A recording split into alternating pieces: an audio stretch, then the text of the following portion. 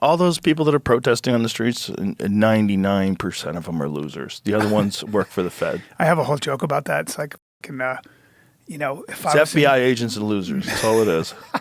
The whole every protest, dude, is FBI agents and losers. Can't say I'm surprised at all to hear a take like this coming from Joe Rogan.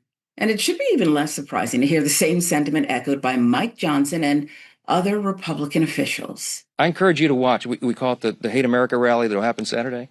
Let's see who shows up for that. I bet you see pro-Hamas supporters. I bet you see Antifa types. I bet you see the Marxists in full display, the people who don't want to stand and defend the foundational truths of this republic. And we do. And that's what we're here doing every single day. And we'll continue to come in every morning and tell the American people the plain and simple facts. I don't think it will end before the Hate America rally on the mall on Saturday, where all the Marxists and Antifa people and all the people who hate Trump and hate America will be there. After that, though, I hope there's a couple of sensible Democrats who will come to their senses over in the Senate and vote the right way to do the right thing that they have always done every time in the past in their career. We call it the Hate America rally because you'll see the hate for America all over this thing when they show up. Yeah, I mean, that's the rumor, Maria. The rumor is that they can't end this shutdown beforehand because this small but very violent and vocal group is the only one that's happy about this. I see. If they shut it down beforehand, then they've got to deal with that group beforehand. If they make it through that, then at least they've made it through their Hate America rally, and then they can get this thing done. Even during a time where the contrast of Chuck Schumer throwing a temper tantrum here at home just to appease the most radical elements of his base, so that on the 18th, when they have the Hate America rally that everybody knows is coming, and that everybody knows Chuck Schumer needs to deliver a shutdown government to them to appease them. The same crowd planning to protest at their I Hate America rally this weekend. Here's where the irony hits hardest. Republicans have spent the past week framing the No Kings protests as a supposed hatred of America, an attack on American principles. But what they're really doing is trying to rebrand a massive nationwide protest movement, one that's explicitly anti-Trump, anti-authoritarian, as something dangerous, unpatriotic, criminal. That's not an accident. It's strategy, folks. It lands alongside new political reporting that leaked internal young Republican group chats that were filled with racist and anti-Semitic messages, jokes about violence, slurs, even praise for Hitler. Not French trolls. These are operatives inside the GOP's infrastructure with influence, access, power. So when party leaders posture as guardians of American values, that rings hollow. And if you allow yourself to be distracted by this person's incredible endorsement, disgusting endorsement of political assassination by focusing on what kids are saying in a group chat, grow up. I'm sorry. Focus on the real issues. Don't focus on what kids say in group chats. I'm going to tell my kids, especially my boys, don't put things on the internet. Like, be careful with what you post. If you put something in a group chat, assume that some scumbag is going to leak it in an effort to try to cause you harm or cause your family harm. But the reality is that kids do stupid things, especially young boys. They tell edgy, offensive jokes. Like, that's what kids do.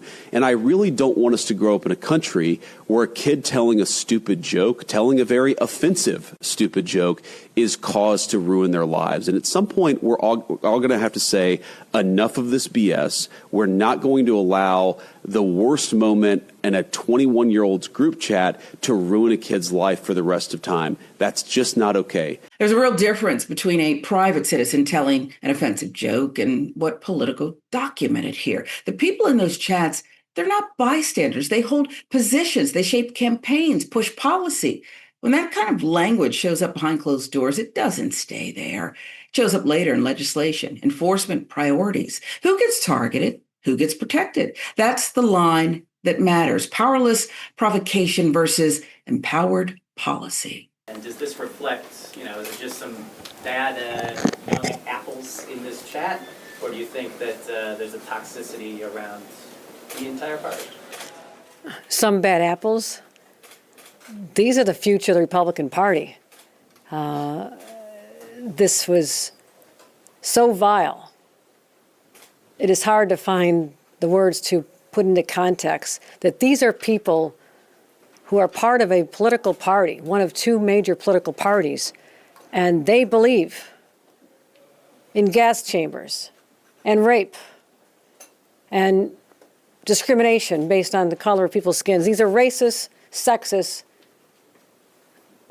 disgusting remarks. We have a leader from the Republican Party in this state, the highest ranking individual,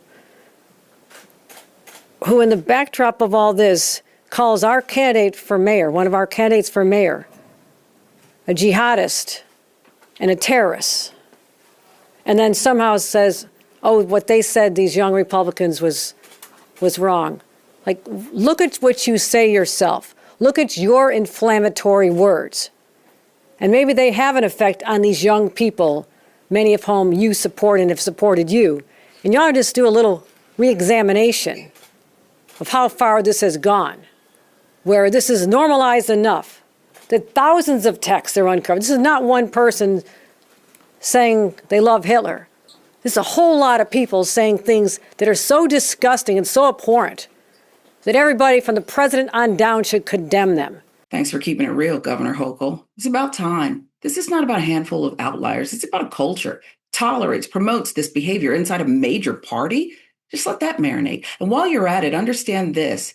Nothing's going to change, not easily anyway, because there are no real consequences. No removals from posts, no loss of influence, no reckoning. Forget about the resignation here and there. You know you're going to see him again, shined up, asking for your vote, talking about family values and America first.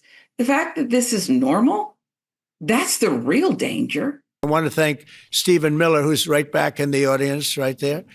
I'd love to have him. I love watching him on television. I'd love to have him come up and explain his true feelings, but maybe not his truest feelings. That might be going a little bit too far.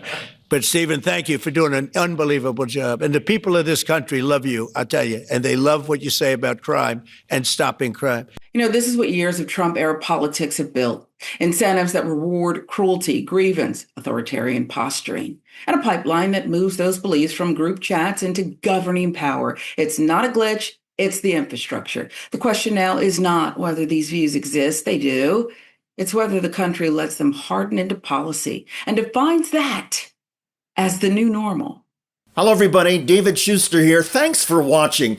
If you found this reporting and commentary valuable, do us a favor and tap the like button. For more content like this, hit the subscribe button and ring the bell. That way you'll be notified on your YouTube homepage when we drop a new video. If you are tired of corporate spin and want honest, people-focused news, click the join button below and be part of the fight for a better future. We wouldn't be here without your support. Stay informed, stay engaged, and thanks again for joining us.